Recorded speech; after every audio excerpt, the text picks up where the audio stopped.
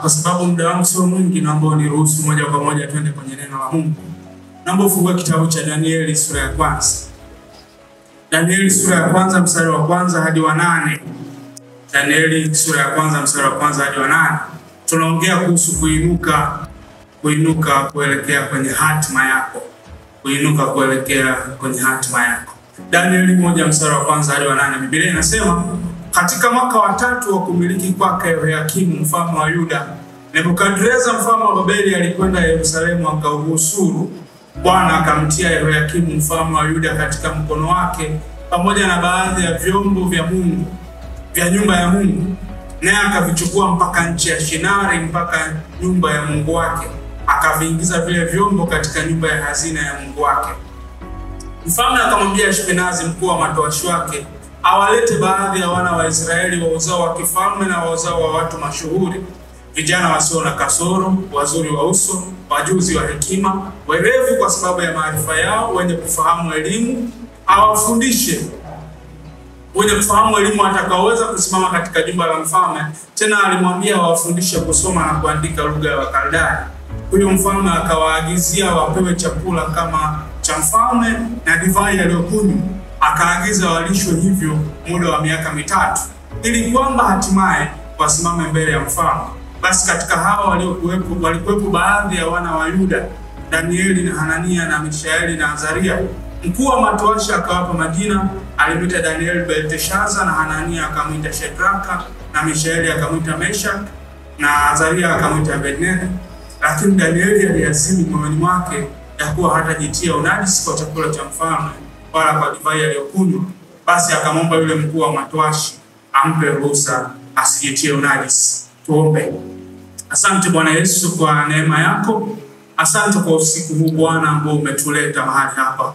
Bwana, umesema kama mvua yenyeshavyo juu ya nchi, ndivyo na neno lako Bwana lenye pumzi yako halitakurudia bure. Litatimiza mapenzi yako, litafanya kile ulichosema. Bwana, neno hili mfalme likavae mwili na likaishi katikati yetu, likatimize yale ambayo yote Bwana uliyoyasema.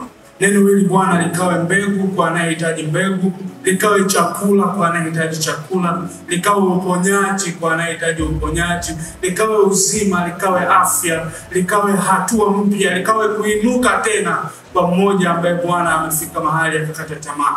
Neema yako Bwana ikaniwezeshe niweze Bwana kusema neno hili sawa sawa na vile ambavyo umekusudia, katika jina lenye nguvu na uweza la Yesu Kristo. Wote tuseme amen. Maandiko ambayo tumeyasoma naamini kwamba tunayafahamu. Tumekuwa tukisoma kuhusu Danieli mara nyingi, lakini tunakutana na Danieli, wanahistoria wanasema kipindi hiki wakati anachukuliwa kwenda utumwani Babeli, alikuwa ni kijana mdogo wa miaka 17 ambaye akiwa kwenye huo umri wa miaka 17 ndipo taifa lake, hawa ni Israeli ya kusini, zile kabila mbili za Benjamini pamoja na Yuda, ndipo wanakuja kuchukuliwa mateka, wanapelekwa uhamishoni Babeli. Sasa huyu Danieli, wanahistoria wanasema alikuwa ni mzao wa kifalme. Alikuwa ametokea kwenye wale descendants wa mfalme. Utakumbuka ukienda nyuma kidogo kwenye Wafalme wa Pili sura ya 20 mstari wa 17 na 18, unakutana na Hezekia. Unakumbuka kipindi kile alivyoumwa akataka kufa, akamwomba Mungu akamuongezea miaka 15.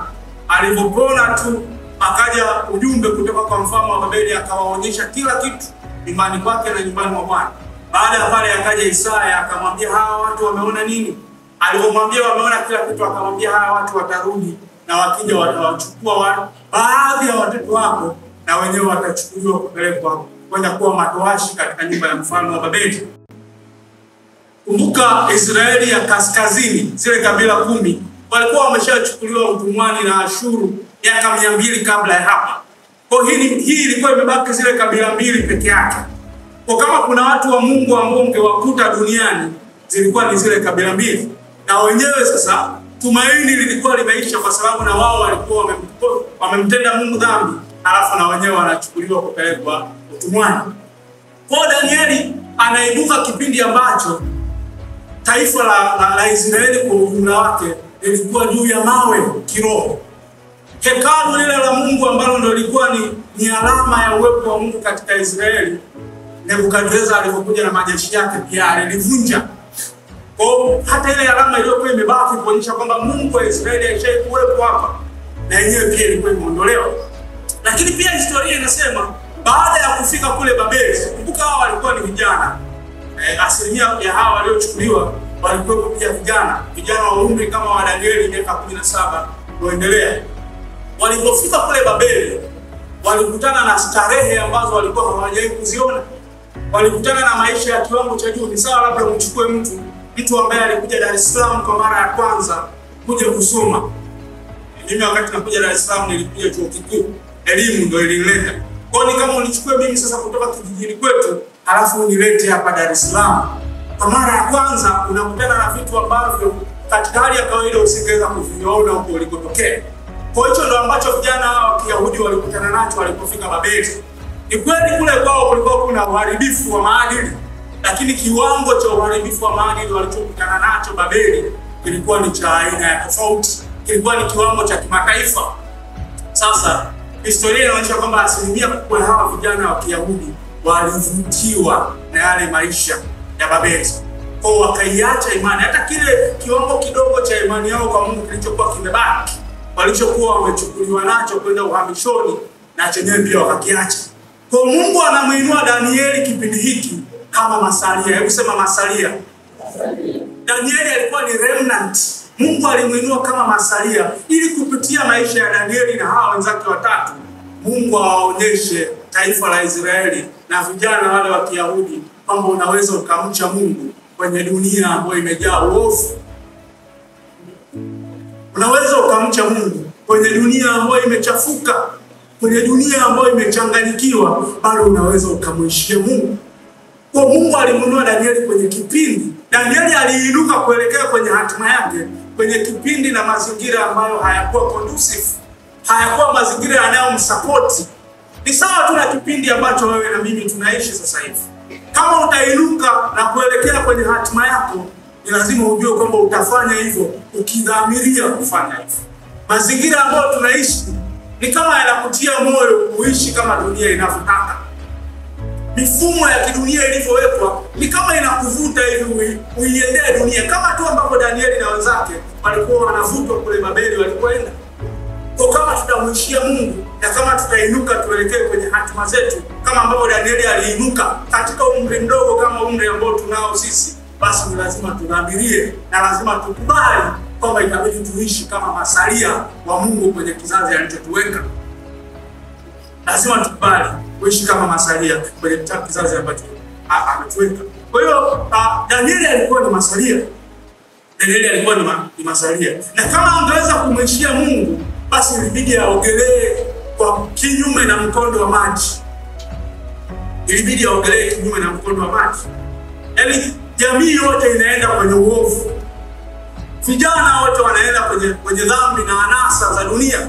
Lakini yeye kwa sababu anataka kuinuka aende kwenye hatima yake, ilibidi aogelee kinyume na mkondo wa maji. Wewe pia kama utainuka na uishi kwenye hatima yako kwenye dunia hii ya siku za mwisho tunayoishi, basi ni lazima uwe tayari kuogelea kinyume na mkondo wa maji. Unajua samaki pekee wanaoogelea kwa kufuata maji yanapoenda ni samaki waliokufa. Kwa kama uko hai kiroho, itabidi uwe tayari kuogelea kinyume na mkondo wa maji. Mara nyingi sana utajikuta ukiwa tofauti na wenzako wanaokuzunguka. Mara nyingi sana wenzako watafanya vitu ambavyo ukijiachia tu utajikuta na wewe umefanya nao. Na wewe umeenda kwa sababu ndio mkondo wa maji, huko ndio maji yanakoenda. Kwa hiyo usipodhamiria kumwishia Mungu na ukadhamiria kama Danieli, Biblia inasema aliazimu moyoni mwake kwamba sitajitia unajisi. Usipoazimu kama Daudi kama Danieli alivyofanya, ni rahisi kwa maji kukuvuta na kujikuta unaenda tu umejiachia halafu unaenda. Ukiona haujajishikilia popote katika mahusiano yako na Mungu, halafu siku zinaenda tu, inabidi ujiulize kwamba je, haujaanza kuogelea kwa kufuata mkondo wa maji? Na kama unaogelea kwa kufuata mkondo wa maji, ukumbuke kwamba samaki wanaofuata mkondo wa maji ni samaki waliokufa. Kwa ili uweze kuinuka na kuiendea hatima yako kwenye dunia hii ya siku za mwisho, inabidi kama Danieli ukubali kuishi kama masalia ambaye Mungu amebaki naye kwenye kizazi chetu. Kwa Mungu amekuinua wewe kama masalia, na kupitia maisha yako kama tu maisha ya Danieli, Mungu anataka kudhibitisha kuwa inawezekana kumcha Mungu hata katika mazingira ya kipagani. Kwamba inawezekana kuliishi kusudi la Mungu na kuiishi ile hatima ya Mungu aliyeiweka kwa ajili yako hata katikati ya ulimwengu huu uliochanganyikiwa na uliopotea. Kwa kupitia maisha yako, Mungu anachokitaka, Mungu anataka kupitia maisha yako dunia ijue kwamba inawezekana kumwishia Mungu. Inawezekana kuishi maisha ya utakatifu katikati ya watu walioharibika. Kwamba inawezekana kuishi maisha ya utakatifu katikati ya watu walioharibika. Niliishi na rafiki yangu wakati niko chuo kikuu hapo cha Dar es Salaam. Tumeishi naye miaka mingi. Asilimia kubwa tunasema miaka 4. Kwa katika hiyo miaka 4 asilimia kubwa nimeishi naye rafiki yangu. Sasa yeye hajaokoka wala hamjui Mungu wala kanisani haendi. Lakini yeye alikuwa ananiona mimi kila siku saa 5 usiku tulikuwa tuna fellowship. Tunaenda kuomba. Kwa hiyo mimi huwa nalala mapema kidogo. Kwa hiyo nikilala saa 4 namwambia saa 5 niamshe. Kwa kila siku ananiona naamka saa 5 naenda mahali ni saa narudi. Ananiona siku za kufunga nafunga, ananiona siku za ibadani naenda ibadani, ratiba zingine tunafanya pamoja isipokuwa ratiba za mambo ya Mungu. Lakini pia akaangalia maisha yangu tulipokuwa tunakaribia kumaliza shule. Siku moja akaniuliza, akaniita, kama mtu anayejali, kama mtu ambaye yuko concerned. Akaniambia, rafiki yangu, una changamoto yoyote ya kiafya? Hapo yeye ana girlfriend kama 6 hivi. Lakini ananiona mimi safari zangu ni za chepo, ni za kurudi, ni za kufunga, ni za kuomba. Kwa akaniuliza kama mtu ambaye yuko concerned. Akaniambia, are you important? Una changamoto ya nguvu za kiume? Nataka nikusaidie kama rafiki yako, usione aibu. Nikamwambia, my brother, I'm not important. I'm just on fire for God. I'm just a remnant. Mimi ni masalia tu ambaye Bwana ameniacha ili kupitia mimi na wewe uone kama inawezekana kumwishia Mungu hata ukiwa mjini Dar es Salaam. Inawezekana ukamwishia Mungu hata ukiwa Babeli kama Daudi, kama Danieli. Hata ukiwa kwenye jumba la mfalme ambalo kuanzia asubuhi hadi kesho asubuhi ni anasa. Kuanzia chakula, mavazi, kila kitu kinachokupita ni kitu ambacho kinakuvuta uogelee kwa kufuata mkondo wa maji. Kama Mungu hakumuondoa Danieli kwenye ule uovu, na wewe ukubaliane na mimi nikikwambia kwamba na wewe Bwana atakuondoa. Kwa sababu Bwana anajua kwamba you have what it takes. Ndani yako ameweka mbegu ambayo haiharibiki. Hiyo mbegu anajua kwamba ukiwa serious kidogo na maisha yako ya kiroho, basi utaweza kuinuka hapo ulipo pamoja na changamoto zilizopo. Bwana atakuinua na kupitia wewe jina lake litatukuzwa. Sasa nataka kwa muda mfupi nilionao nikupe kanuni 3. Kanuni 3 za kukuwezesha kuinuka na kwenda kwenye hatima yako kutokea kwenye kisa hiki cha Danieli tulichosoma. Kanuni 3 za kukusaidia kuinuka na kwenda kwenye hatima yako kutokea kwenye kisa hiki tulichosoma. Kanuni ya kwanza tunaipata pale kwenye mstari wa 3 na wa 6. Mstari wa 3 na wa 6 unasema, mfalme akamwambia Ashpenazi, mkuu wa matowashi wake, awalete baadhi ya wana wa Israeli wa uzao wa kifalme na wa uzao wa kiungwana. Basi katika hao walikuwepo baadhi ya wana wa Yuda, Danieli na Hanania na Mishaeli na Azaria. Sasa kumbuka pale juu tuliposoma tuliwaambia walichukuliwa vijana kutoka kwenye ukoo wa kifalme na ukoo wa kiungwana. Yaani hawa vijana wa Yuda waliopelekwa kwa mfalme Nebukadneza walikusanywa wa kutosha. Lakini umeshawahi kusikia majina ya hao wengine waliopelekwa? Kwa nini tunaambiwa majina ya watu 4 peke yake? Kanuni ya kwanza ambayo nataka uipate hapo, kama utainuka na kuelekea kwenye hatima yako ambayo Mungu ameiweka kwa ajili yako, inabidi ukatae kuwa mtu wa kawaida. Hebu mwambie mwenzako, kataa kuwa mtu wa kawaida. Unajua vijana wengine waliobaki hatujawaambiwa majina yao, wala hata hatujui walikuwa kina nani. Tunamjua tu Danieli na wenzake 3. Kwa sababu hao vijana wengine walikuwa ni vijana wa kawaida. Na hata Biblia haina nafasi kwa ajili ya watu wa kawaida. Wao walichukuliwa kutoka Israeli, Yuda, ukafika Babeli, ukaishi maisha ya dhambi, ukajichanganya, ukafa na miaka yako 60 70. Wewe tuandikiwe story yako kwenye Biblia, itatusaidia nini? Umekuwa mtu wa kawaida. Kwa cha kwanza ambacho natamani usiku huu Mungu akusaidie, natamani uondoke hapo ukiwa umefanya maamuzi kwamba mimi sitabaki kuwa tu statistics. Sitabaki tu kuwa namba, sitabaki tu kuwa idadi kwenye sensa ya watu na makazi. Ninakataa kuwa mtu wa kawaida. Kwenye umri wangu na miaka yangu ambayo Mungu amenipa kuishi, basi nitaishi hiyo miaka katika namna ambayo sio ya kawaida. Unajua watu wa kawaida wapo kila mahali. Hata sasa hizi kitokeo umenipa posta hapa ukaniambia nikakujazia watu wa kawaida, hata Ubungo East Africa itakuwa imeshajaa. Labda wakatae, maana pia watu wa kawaida ni mabishi. Lakini ukiniambia nikakutafutia watu wa tofauti, inawezekana hiyo ikanichukua hadi kesho asubuhi na hata nikawa sijajaza siti mbili za mbele bado. Kwa nini? Kwa sababu watu wa tofauti hawako kila mahali.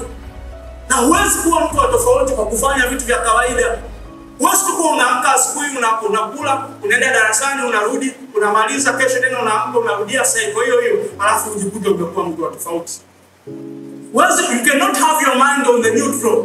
Alafu usogee mbele kama gari tu. Ukiweka neutral gari litasimama. Kwa kama utasogea mbele, kama utakuwa mtu wa tofauti, lazima you have to apply something. You have to apply a certain force. Lazima ufanye maamuzi kwamba nimedhamiria kwamba kuanzia leo sitakuwa mtu wa kawaida. Sitakuwa mtu wa kawaida. Kwa hayo ni maamuzi ambayo inabidi ufanye. Mtu mmoja alisema, skola mmoja alisema, wanadamu wote walioko duniani wamegawanyika kwenye makundi matatu. Ni kama uwanja wa mpira. Kundi la kwanza lina 10% ya wanadamu wote. Hii 10%, hawa ndio wanaofanya mambo yatokee. Yaani mambo yote unayoyaona hapa duniani yanafanywa na 10% ya wanadamu. Hawa ndio CEOs, hawa ndio watu creative, hawa ndio watu kama kina Gerard wenye maono, kama haya maono asingekuwepo, definitely sasa hivi tungekuwa tumelala, si ndio? Kwa nini tuko hapa?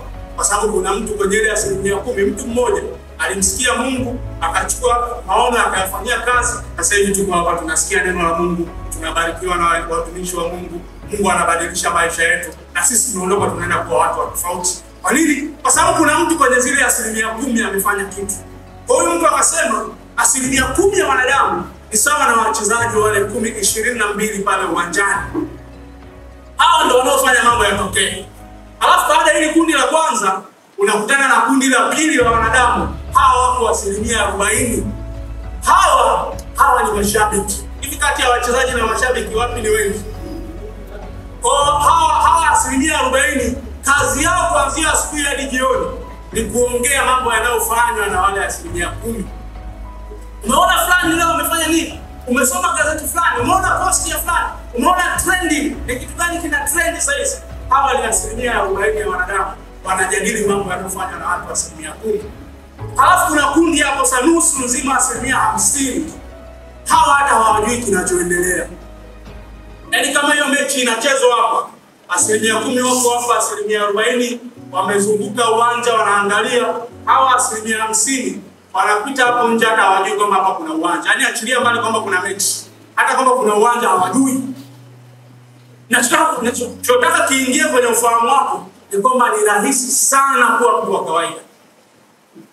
Yaani usipokuwa makini, unaweza tu ukashangaa umekufa kama mtu wa kawaida. Kwa nini? Kwa sababu ni rahisi sana. Yaani ili uwe mtu wa kawaida inabidi tu ukae tu kama uishi tu kawaida, yaani usifanye chochote cha tofauti.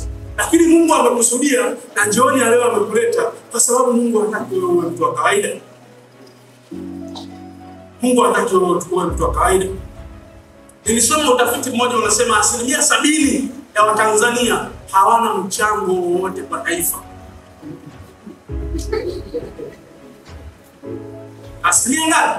Yaani mambo yote unayoyaona yanaendeshwa na watu 30% pekee yake. 70% mashabiki. Tunajadili mambo yanayofanywa na hawa 10%.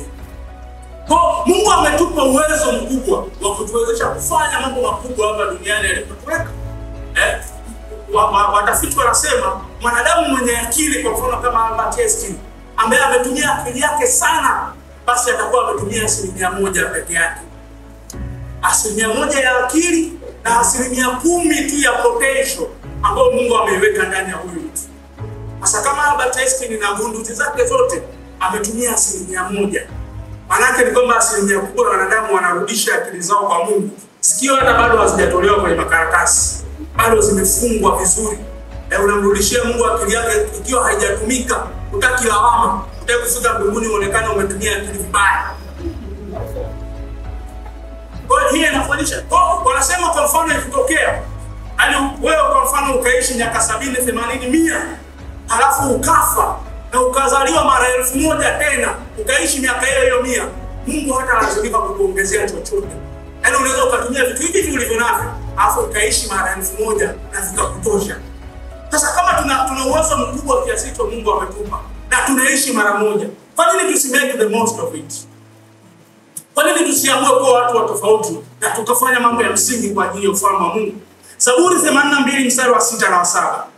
Zaburi 82 mstari wa 6 unasema, huyu ni Mungu anaongea. Anasema, mimi nimesema ndinyi miungu na wana wa aliye juu nyote pia, lakini mtakufa kama wanadamu, mtaanguka, you will die like men. Biblia inasema. Mungu anasema ninyi ndimi miungu, ninyi ni wana wa aliye juu, lakini mtakufa kama watu wa kawaida. You will die like men. Kwa nini?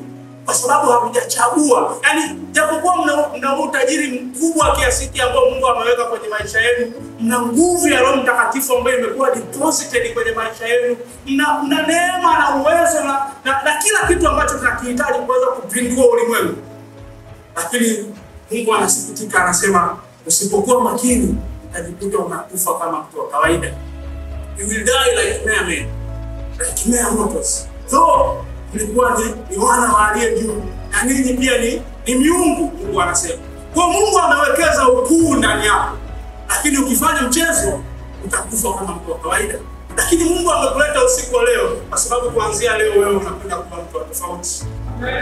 Kuanzia leo wewe, kila mtu anayekufahamu anakwenda kusema wewe ndio mtu wa maana zaidi kwenye phone yake. Wewe ndio mtu ambaye ana matokeo zaidi ambaye ameshawahi kukutana naye. Wewe ndio mtu ambaye ana mchango zaidi kwenye ufalme wa Mungu na kwenye mazingira ambayo Mungu ameweka ambaye anamfahamu. Mara zote neno la Mungu likija kama hivi huwa linakuja na nguvu ya kukusaidia kuweza kuishi. Unajua ndio maana ni kwa sababu watu wengi sana wanakufa kama watu wa kawaida. Ndio maana mwandishi mmoja akasema sehemu tajiri kuliko zote hapa duniani ni makaburini. Kwa sababu hapo ndio wamezikwa watu ambao walikuwa na vitu ambavyo hawajawahi kuvifanya. Wamezikwa waandishi ambao walikuwa na vitabu ambavyo hawajawahi kuviandika. Wamezikwa waimbaji ambao walikuwa na nyimbo ambazo hawajawahi kuziimba. Wamezikwa watu na mawazo na ideas ambazo hatutakuja kujua kwamba hizo idea wamezifanyia kazi imekuwaje. Kwa sehemu ambayo ina utajiri kuliko yote ni makaburini. Kwa sababu gani? Kwa sababu hapo vimezikwa vitu vikubwa kwenye maisha ya watu. Kwa ili uweze kuinuka na kuelekea kwenye hatima yako, lazima kwanza ufanye maamuzi. Uamue kwamba kuanzia sasa. Unajua mwana mpotevu angekufa na njaa kama asingekuwa makini. Japo babake alikuwa tajiri mkubwa. Lakini kilichobadilisha maisha ya mwana mpotevu sio kulia. Biblia hata haisemi kwamba mwana mpotevu alilia. Biblia inasema tu mwana mpotevu aliamka siku moja akaamua. Akasema hivi, ni watumishi wangapi nyumbani kwa baba yangu anakula na kunywa, na mimi ninasumbukia maisha kwenye nchi ya mbali. Nitarudi nyumbani nikamuinamie baba, nimwambie baba, nimekosa mbele zako na mbele za Mungu. Alafu sistahili kuwa mwanao. Wewe nifanye tu kama mmoja wa watumwa wako, wa watumishi wako. Kwa mwana mpotevu alipofanya maamuzi, hiyo ndio usiku ambao maisha yake yalibadilika. Kwa hiyo wewe pia usiku wa leo natamani nikutie moyo, cha kwanza ukiondoka hapa, kama utainuka kwenye kizazi hiki, kwenye dunia hii ya siku za mwisho, kama utainuka na kuelekea kwenye hatima yako, basi lazima uondoke usiku wa leo ukiwa umedhamiria. Hata shetani hawezi kumzuia mtu aliyeamua, mtu aliyefanya maamuzi kwamba kuanzia leo nitamshia Mungu, kuanzia leo nitamtafuta Mungu, nitatamani kujua kusudi la Mungu kwenye maisha yangu, nitatamani kujua hatima ya Mungu ya maisha yangu ambayo kwenye moyo wa Mungu ni ipi, nitatamani kuyajua mapenzi ya Mungu na kuyaishi. Na hayo ni maamuzi ambayo nimeyafanya kuanzia leo. Wangapi tuko pamoja? Amina. Cha pili, kanuni yangu ya pili. Naelekea kumaliza hivyo. Kanuni yangu ya pili, ni kitu kinaitwa character. Hebu sema character. Danieli 1:8. Danieli 1:8 inasema, lakini Danieli aliazimu moyoni mwake ya kuwa hatajitia unajisi kwa chakula cha mfalme wala kwa divai aliyokunywa. Basi akamwomba yule mkuu wa matwashi ampe ruhusa asijitie unajisi. Huwezi kuinuka na kwenda kwenye hatima yako kama huna character. Character ni nini? Kwa Kiswahili chepesi, character ni tabia, ile tabia ya kiungu ndani yako au mwenendo mzuri, lakini kama unaelewa, unaweza ukaelewa vizuri neno la Kiingereza character, nafikiri lina uzito zaidi. Kwa huwezi kuinuka na kwenda kwenye hatima yako ya kimungu kama una character. Vipaji peke yake havitoshi. Karama peke yake hazitoshi. Vipawa peke yake havitoshi. Hivyo vyote ni vya muhimu sana, lakini havitakusaidia, havitakuwezesha kuinuka na kwenda kwenye hatima yako kama hauna character. Hebu mwambie mwenzako character. Unajua John Maxwell alisema, talent may take you to the top, but character will keep you there. Vipaji na karama na vipawa vinaweza vikakupeleka juu sana, mbali sana, lakini kitakacho kufanya udumu hapo juu ambapo utafika tabia, ni character. Sasa Danieli alikuwa ni mtu wa character, alikuwa ni mtu mwenye uadilifu, mwenye uadilifu wa kiungu ndani yake. Biblia inasema alidhamiria kwamba alikusudia moyoni mwake kwamba hatajitia unajisi kwa chakula cha mfalme wala kwa divai aliyokunywa wala kwa dhambi, kwa maisha ambayo hayampendezi Mungu, wala kwa maisha ambayo hayampendezi Mungu. Kwa kama na sisi tutajifunza kutoka kwa Danieli ambaye aliinuka akaielekea hatima yake kwenye kipindi chake, basi hatuwezi kukwepa character. Ukiniuliza, na mimi nimekulia kanisani maisha yangu yote, sijui kanisa lingine isipokuwa makanisa yetu haya ya kiroho. Ukiniuliza nitakwambia, inawezekana hiki ndio kizazi ambacho tumebarikiwa kuliko vizazi vyote. Tukiongelea vipawa na karama, tunapiga muziki sana, tunaimba sana, tunahubiri sana, tunafanya vitu vingi sana kwa uzuri, na Mungu amewasaidia wazazi wetu pia, wamewekeza, wametusomesha, wamefanya kila ambacho kiko ndani ya uwezo wao.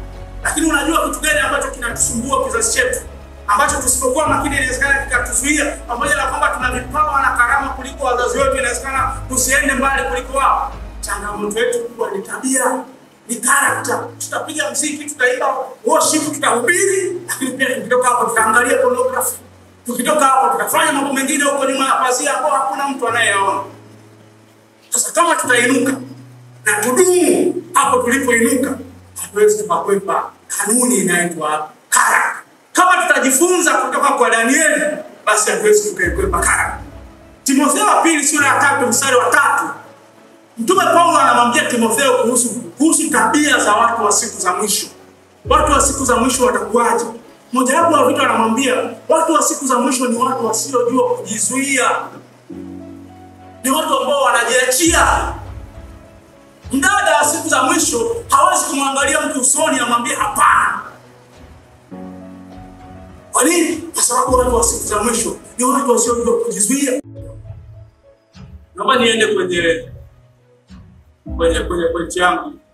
Kabla sijaenda nikukumbushe kwamba pia inabidi, ili kuweza kuishi maisha ya kuinuka na kwenda kwenye hatima yako, inabidi udhamirie. Biblia inasema Danieli aliazimu moyoni mwake. Kwa hata wewe inabidi udhamirie moyoni wako kwamba nitampa Mungu nafasi ya kwanza kwenye maisha yangu. Nitampa Mungu nafasi ya kwanza kwenye muda wangu. Nitampa Mungu nafasi ya kwanza kwenye fedha zangu. Nitampa Mungu nafasi ya kwanza kwenye mawazo yangu. Unajua kitu kimoja kuhusu Mungu? Mungu ana nguvu zote, yuko mahali pote, kwa wakati wote, anaweza akafanya chochote. Lakini kuna kitu kimoja ambacho Mungu hawezi kufanya. Unajua ni kitu gani? Mungu hawezi kuwa wa pili. Mungu anaweza akafanya kila kitu, lakini Mungu hawezi kuwa wa pili. Kwa ukimweka kuwa wa pili kwenye maisha yako, ataondoka. Mungu anaweza tu kuwa wa kwanza. Kwa kama Mungu atakuwepo, atakuwa mbia kwenye maisha yako, atakuwa partner kwenye maisha yako, lazima umpe Mungu nafasi yake hapo, nafasi ya kwanza. Kwenye mawazo, kwenye fedha, kwenye muda, kwenye kila eneo la maisha yako inabidi umpe Mungu nafasi yake ya kwanza. Kwa lazima uadhimie kwamba utampa Mungu nafasi ya kwanza. Tafiti zinasema 70% ya watu wenye smartphone wanaanzia siku zao kwenye mitandao ya kijamii. Yaani akiamka tu amefungua macho tu, hata kama hajajua kwamba akinyanyua mguu aweke chini utaenda, cha kwanza ananyosha mkono, anatafuta simu yake iko wapi. Asipoipata tayari imekuwa emergency, ni dharura tayari. Akatupa kila kitu. Shekuona ile video ile tambaa. Jamaa ameamka akatafuta simu aione, akatupa machupa, akatupa mito, akatupa godoro, kila kitu. Baadaye akakuta kupeli kwa tu kwa hapa pembeni. Lakini tayari imekuwa ni dharura. Na unajua ukishaingia asubuhi umetoka kulala, akili yako iko fresh. Kwa ukiingia WhatsApp kwa mfano, unajikuta umeangalia status zote za watu 200 kwenye WhatsApp yako.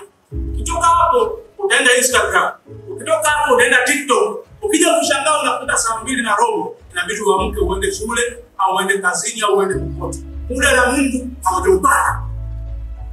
Sasa kama tutainuka na kwenda kwenye hatima zetu, lazima tujiwekee kwamba kabla sijatoa muda wangu kwenda kwenye simu, kabla sijatoa muda wangu kwenda kwenye mambo mengine, ule muda bora ambao ninao, akili yangu iko fresh, nimetoka kulala, huo nitampa Mungu. Nitaanza siku zangu na maombi, nitaanza siku zangu na Mungu. Mtu mmoja alisema watu wote ambao wameshawahi kufanya mambo makubwa kwa ajili ya Mungu wamekuwa ni watu ambao wameanza siku zao mapema asubuhi kwenye magoti yao. Watu wakuu wote wa Mungu kwenye historia ni watu ambao walikuwa ni watu wa kuanza siku zao na Mungu kwenye maombi. Kwa kama wewe na mimi tunajifariji kwamba tutakuwa watu wa kwanza wa Mungu, wakuu, wasioomba, basi tutaingiza kwenye kitabu cha World Records zile. Kwamba hatimaye mwaka 2025 amepatikana mtu mmoja kutoka Kimara Bunyokwa ambaye yeye ameweza kuwa mtu mkuu wa Mungu bila kuomba, bila kufunga, bila kusoma neno wala kufanya chochote. Yatakuwa ni maajabu. Lakini watu wakuu wa Mungu wamekuwa ni watu wa kutumia muda wa kutosha na Mungu. Pointi yangu ya tatu na ya mwisho, hili ni swali natamani nikuulize. Who is influencing you? Yaani kama kuna kitu kimoja ambacho tutakiona kwenye maisha ya Danieli. Danieli atatoka kujiuliza hili swali. Ni nani ambaye ana ushawishi zaidi kwenye maisha yako? Unamfuatilia zaidi nani? Kwa mfano nikichukua simu yako sasa hivi, nikaangalia social media zako, nikawaambia wanipe takwimu za watu ambao umewasoma zaidi huu mwaka. Huu ni mwezi wa ngapi? Wa 5. Hivi ni akaunti zipi ambazo unazisoma kila siku na umetumia masaa yako mengi? Hao ndio watu ambao wanakushawishi zaidi. Kila taarifa unayoingiza kwenye ufahamu wako, kuna kitu fulani ambacho kinafanya kizuri au ambacho sio kizuri. Sasa Danieli, niruhusu nikupeleke dipu kidogo hapa. Danieli alizaliwa wakati wa utawala wa mfalme Yosia. Unamkumbuka Yosia? Yosia ni yule mfalme ambaye alianza kutawala na miaka mingapi? 8.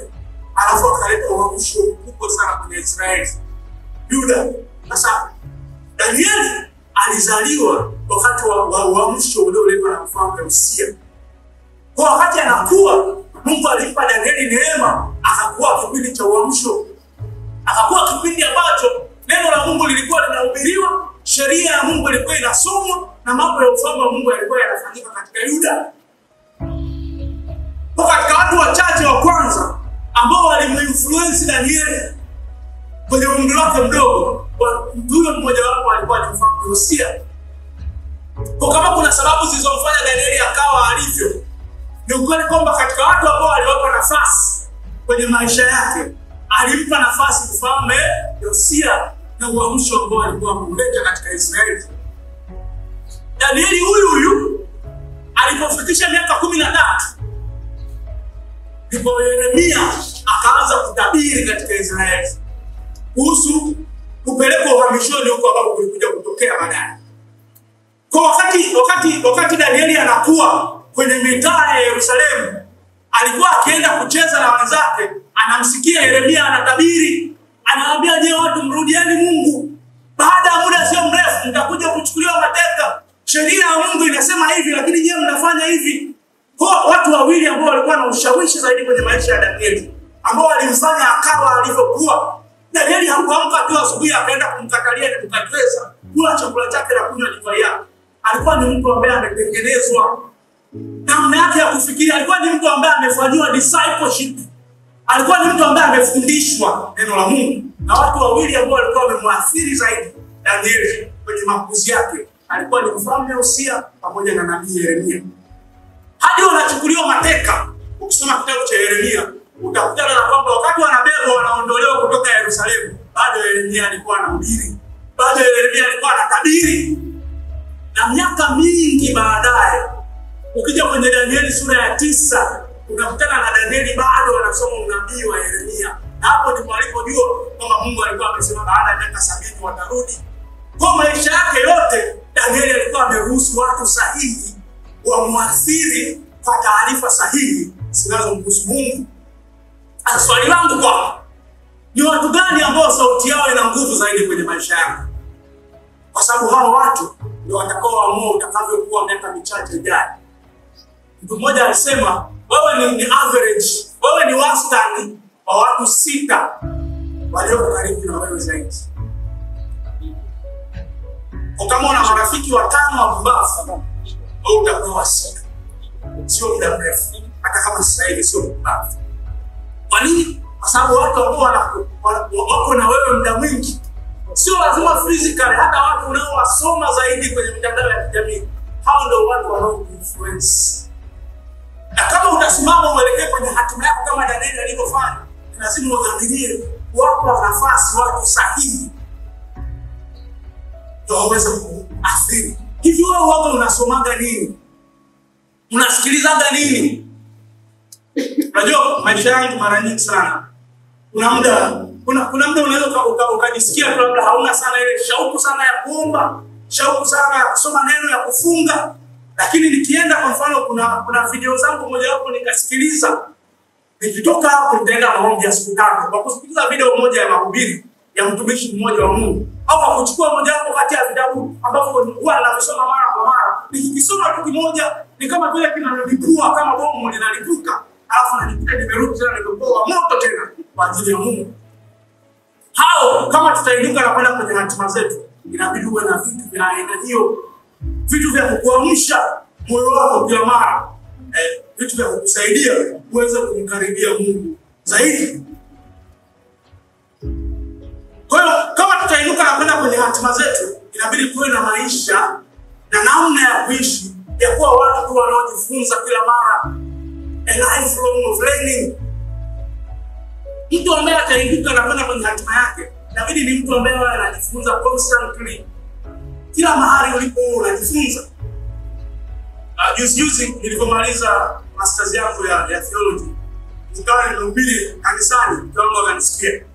Sasa amekuwa na mimi tangu nimeanza, nikiwa sijasoma theology, nimeenda bachelor, nimeenda masters. Nimerudi sasa, hiyo ndio siku ya kwanza nimehubiri. Tulipotoka pale, akaniambia kwenye hivi vitu ulivyohubiri leo, ni vitu vingapi ambavyo umetoka navyo masters? Nikafikiria, nikamwambia labda 10% pekee yake. Akaniambia vingine umevitoa wapi? Nikakumbuka kwamba baadhi ya vitu ambavyo nilisema ile siku, nilijifunza nikiwa form 1, nilisoma vitabu miaka hiyo, nikiwa form 1, nikiwa form 2. Kwa kuna vitu ambavyo leo vinakuwa na maana, lakini kama nisingetumia muda wangu kipindi hicho kuvisoma, nisingepata huo muda sasa hivi. Kwa kama tutainuka na kwenda kwenye hatima ambazo Mungu ameziweka kwenye maisha yetu, basi lazima tujifunze kuwa na maisha ya muendelezo, ya kujifunza na maisha ya muendelezo ya kuruhusu watu sahihi waweze kuimpact maisha yetu. Kuna kipindi nilijikuta tu nina muda wa kutosha, yani kazi zangu zinaenda, alafu pia ukirudi nyumbani najikuta nina muda wa kutosha, yani siko busy, alafu huku mambo mengine yote yanaenda. Nikasema hii sio kawaida. Nikamuuliza Mungu, kwa nini unanipa muda sasa hivi? Ambacho nilikipata moyoni wangu, Mungu akaniambia nimekupa muda kwa sababu nataka uweke msingi. Ani nimekupa nafasi uchimbe msingi huko tunakoenda. Mara zote shetani atakuja Atakwambia, kwa nini uhangaika kwenda msalabani kote huko? Wewe nisujudie mimi afu nitakupa kila kitu.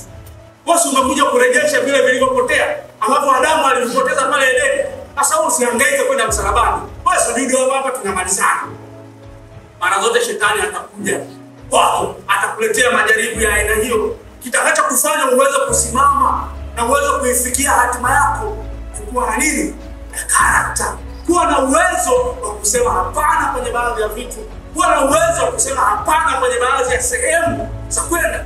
Na kama tukiweza kufanya hivyo, hicho ndio kitakachotufanya tuinuke. Na kwenye dunia hii ambayo Mungu ametuweka ya siku za mwisho, hicho ndio kitakachotufanya tuweze kufika kwenye hatima ambazo Mungu ameziweka kwenye maisha yetu. Na kila mara unavyoshinda majaribu madogo madogo, hiyo ndio inajenga uwezo wako wa kushinda kwenye majaribu makubwa. Yaani sio ukafikiri kwamba utaamka tu asubuhi ujikute una character ambayo iko stable. Hivi vitu unaanza na vitu vidogo vidogo. Na ukifanikiwa kwenye vitu vidogo, ndio Mungu anaendelea kukuamini na vitu vikubwa. Kwa kuna baadhi yetu Mungu ametuzuia tusiende mbali. Kwa nini? Kwa sababu kila mara tunafeli mtihani wake. Kila mara Mungu atakuwa anakupima aone, je, umetengeneza tabia yako kiasi kwamba anaweza kukuamini zaidi?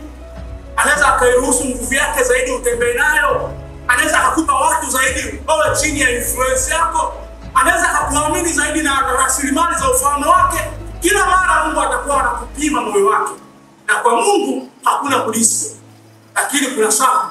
Kwa kila ukifeli utarudia tena huo mtihani mwakani na mwaka kesho kutwa. Na unajua Mungu yeye ni wa milele unajua. Yeye yuko yani miaka 100 ijayo Mungu atakuwepo. Wewe sasa na mimi miaka 70, 80, 100 ijayo hatutakuwepo. Kwa anayepoteza ni sisi, sio Mungu. Kwa kila mara Mungu anatupima kuona kama anaweza akatuamini zaidi. Na unajua Danieli ni mmoja kati ya watu wachache kwenye Biblia ambao Biblia inaandika mambo mazuri peke yake kuhusu wao. Inamuita Danieli kuwa ni mtu apendwaye sana. Danieli ni mmoja kati ya watu watakatifu kwenye Agano la Kale. Na unajua tofauti kati ya Biblia na vitabu vingine vya historia ya zamani ni ukweli kwamba Biblia haifichi chochote. Yaani inasema wewe ni Daudi, ni mtu wa moyo wa Mungu, lakini ukilala na mke wa Uria pia kitasema. Ukimuoa Uria pia kitasema. Kwa nini? Mtume Paulo anasema hayo yote aliandikwa ili sisi tujifunze. Kwa Biblia kama Danieli angekuwa na mambo yake mengine, Biblia ingeyasema. Lakini Biblia haisemi jambo lolote baya kuhusu maisha ya Danieli. Na unajua kwa mfano, wafalme wa nyakati hizi za kina Danieli, kwa mfano kina Nebukadreza, namna walivyokuwa wanaandika vitabu vyao vya historia, hata vita walizoshinda walikuwa hawaandiki. Walikuwa wanaandika mazuri peke yake kuhusu mfalme. Yaani mfalme yeye alikuwa anasifiwa tu kuanzia asubuhi hadi jioni. Kama machawa wa siku hizi hawa walianza siku nyingi sana. Walianza kuwasifia wafalme miaka hiyo. Kwa ukitaka kwa mfano kujua vita ambazo Nebukadreza alishindwa, inabidi ukasome vitabu vya yule aliyemshinda. Lakini yeye mwenyewe hata kuambia. Lakini Biblia ni tofauti. Kwa nini? Kwa sababu mwandishi wa Biblia ni Mungu. Hao wote wengine hao Mungu, hao ni characters tu. Lakini author wa Biblia ni Mungu. Hasa kwenye kitabu ambacho kinaandikwa na Mungu mwenyewe, tunamuona Danieli anaibuka kuwa mtu ambaye ni mkamilifu. Mtu mwenye haki, mtu ambaye neno la Mungu linaongea mambo mazuri peke yake. Na no wonder Danieli aliweza kuishi, aliweza kusimama na akaifikia hatima yake ambayo Mungu alikuwa amekusudia. Kwa kama na wewe na mimi tutasimama na tuweze kufikia zile hatima njema ambazo Mungu ameziweka kwenye maisha yetu, basi hatuwezi kukwepa nafasi ya utaua, hatuwezi kukwepa nafasi ya uchaji wa Mungu kwenye maisha yetu. Na unajua kitu ambacho hofu ya Mungu inafanya, kitu ambacho uchaji wa Mungu unafanya kwenye maisha yako na kwako wewe mwenyewe, ni kwamba uchaji wa Mungu utakufanya udumu, utakufanya uwepo, uendelee kuwepo. Danieli alichukuliwa na miaka 17. Historia inasema Danieli alikaa Babeli hadi anafikisha miaka 90. Aliserve zaidi ya miaka 60 kwenye level za juu kabisa za kifalme, akiwa na wafalme watatu tofauti. Ni kitu gani ambacho kilimfanya Danieli akadumu? Kinachofanya watu wadumu, ndugu zangu, ni tabia ni character. Hiyo ndio inayofanya watu wanadumu. Hiyo ndio inayofanya watu wanadumu. Sio vipawa na karama na vipaji na ufundi na akili. Kinachofanya watu wadumu ni tabia. Biblia inasema kwenye Danieli 1:21, tena huyo Danieli akadumu huko hata mwaka wa kwanza wa mfalme Koreshi. Kwa kinachofanya udumu ni tabia. Zaburi 19:9, Biblia inasema the fear of the Lord is clean and it endures forever. Kichwa cha Bwana ni kitakatifu na kinadumu milele. Kitakacho kufanya udumu kwenye hii dunia kiroho na kimwili na kimafanikio, kitakacho kufanya udumu ni tabia ya kiungu, ni hofu ya Mungu kwenye maisha yako. Kinachofanya watu wadumu ni hofu ya Mungu, ni hofu ya Mungu. Mshawahi kujiuliza kwa nini tuna nyimbo nyingi sana siku hizi za injili, tuna live recording nyingi sana zinafanyika, lakini ukitafuta wimbo ambao unaweza ukausikiliza miaka 2, 3, 4 ni za kutafutiza, ni simple lakini sio nyingi kama idadi ya nyimbo zinazoingia YouTube kila siku. Mshawahi kujiuliza nyimbo zinaenda hapo? Kwa nini kuna nyimbo unasikiliza mara moja tu, wala huwezi kuirudia mara 2, 3, 10, huwezi kusikiliza mwaka mzima? Kinachofanya vitu vidumu sio vipawa na karama. Kinachofanya hata kazi zako zidumu ni hofu ya Mungu, ni maisha yako ya siri, ni uchaji wa Mungu. Kilichomfanya Danieli akadumu miaka 60 mbele akiwa kwenye high level ya utendaji na ufanisi ni character, ni tabia ya Mungu. Tabia ya Mungu. Biblia inasema kwenye Zaburi 37:9 hadi 11, inasema maana watenda mabaya wataharibiwa, bali wamngojao Bwana ndio watakaoirithi nchi. Sikiliza mstari wa 11. Maana baada ya kitambo kidogo asiye haki hata kuwapo, utapaangalia mahali pake wala hata kuwepo. Mtu ambaye hata kama anampenda Mungu, anamtumikia Mungu, lakini ana maisha ya dhambi, ana maisha yasiyompendeza Mungu kwa siri, mtunga Zaburi anasema huyo mtu si umepita sasa hivi ukamuona, anakwambia wewe nenda afu urudi uone kama atakuwepo. Kwa nini? Kwa sababu kinachofanya watu wadumu ni hofu ya Mungu. Talent may take you to the top, anasema John Maxwell, but what will keep you at the top is character, tabia, uchaji wa Mungu. Hicho ndio kinachofanya watu wadumu. Hicho ndio kinachofanya mahusiano yadumu, ndio kinachofanya ndoa zidumu, ndio kinachofanya vipawa na karama viweze kutumika kwa muda mrefu. Bila hivyo tutaibuka leo na kesho hatutakuwepo. Kwa nini? Kwa sababu kinachofanya watu wadumu ni character. Kinachofanya watu wadumu ni hofu ya Mungu. Kinachofanya watu wadumu ni hofu ya Mungu. Kwa hiyo kama tutaenda mbali kama Danieli, kama tutainuka na kwenda kwenye hatima zetu kama Danieli, lazima tufike mahali turuhusu watu sahihi wayaathiri maisha yetu kwa taarifa tunavyoziruhusu. Yesu Kristo alikuwa msomaji. Tafiti zinasema Yesu alinukuu vitabu karibia 14 vya Agano la Kale kwenye mafundisho yake. Hivyo vitabu 14 alivinukuu mara 78. Sio kwamba alikuwa anavijua tu kama Mungu. Yesu alikuwa anavijua kwa sababu alikuwa amevisoma. Mtume Paulo anamwambia Timotheo kwenye Timotheo wa pili sura ya 4 mstari wa 13, anamwambia ukija uniletee vitabu vyangu, hasa vile vitabu vyangu vya ngozi. Mtume Paulo alifanya mambo makubwa aliyoyafanya kwa sababu na yeye alikuwa ameruhusu influence. Alikuwa ameruhusu influence ya watu sahihi kwenye maisha yake. Kwa wewe na mimi hatuwezi kwenda mbali kama tusiporuhusu influence ya watu sahihi. Pointi yangu ya mwisho ni sacrifice. Hebu sema sacrifice. Kama kuna kanuni tunayoiona ya mwisho pale kwenye kitabu cha Danieli tulipokisoma, Biblia inasema Danieli alikula mtama na maji kwa miaka 3. Sasa huo Biblia katika King James imetumia vegetables. Alikula mboga kwa miaka 3. Sasa huo ndugu zangu, huo ni mfungo. Danieli alikuwa ni mtu wa kuishi maisha ya mfungo. Ukiacha hii miaka 3 ya kula mtama na maji, Danieli huyu tunakuja kukutana naye tena baadaye anafunga siku 21. Tunakuja kukutana naye tena baadaye anaomba. Anafungua madirisha kuelekea Yerusalemu, anaomba. Danieli alikuwa ni mtu wa maombi, alikuwa ni mtu wa mifungo, alikuwa ni mtu wa kulipa gharama. alikuwa ni mtu wa nidhamu za kiroho. Kama wewe na mimi tutainuka kwenda kwenye hatima zetu, basi hatuwezi tukakwepa kanuni hii ya kulipa gharama. Lazima tulipe gharama. Danieli na wenzake walikuwa kwenye mfungo wa kufunga. Hebu fikiria kula chakula kimoja kwa miaka 3. Wakati tuko chuo, sijajua siku hizi kulikuwa kuna kitu kinaitwa arabi. Rice meals, kipo hapo. Sasa kufikiria, kila arabi tu hata wiki. Na sasa tulikuwa tunaanza kulia njaa usiku kwenye mabweni kule juu. Nataka bomu litoke, tubadilishe tuanze kula kiguo na vitu vingine. Kwa kula arabi kwa muda gani? Kwa wiki moja. Sasa fikiria mtu amekula mtama na maji kwa miaka 3. Huo ulikuwa ni mfungo. Kulikuwa kuna kitu anakiona mbele. Ambacho alikuwa anajua bila kupata na Mungu hapa sitatoboa. Kwa kama wewe na mimi tutazifikia hatima zetu, basi kama Danieli ni lazima tuwe watu wa nidhamu za kiroho. Lazima tuwe watu wa nidhamu za kiroho. Unajua ndugu zangu, nikimalizia niseme ukuu na gharama. Ukuu na gharama. Itakuwa ukuu hauna gharama. Kila mtu angepata, kwa sababu kila mtu anapenda.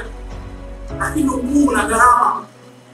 Kijana mmoja alimwona mchungaji wake jinsi anavyofanya huduma, jinsi anavyofanya mambo makubwa kwa ajili ya ufalme, jinsi anavyoendea hatima yake. Akaenda akamwambia mchungaji, naomba uniwekee mikono nifanye mara mbili ya unapofanya. Mchungaji akamwambia, mwanangu, ingekuwa ni rahisi hivyo, mimi mwenyewe ningekuwekea mikono na mimi nifanye mara mbili, maana na mimi napenda. Lakini sio kila kitu kinatokea kwa kuwekewa mikono. Na wakati kama tunataka ukuu, kama tunataka kuinuka kwenye hatima zetu, basi lazima tulipe gharama na maslahi.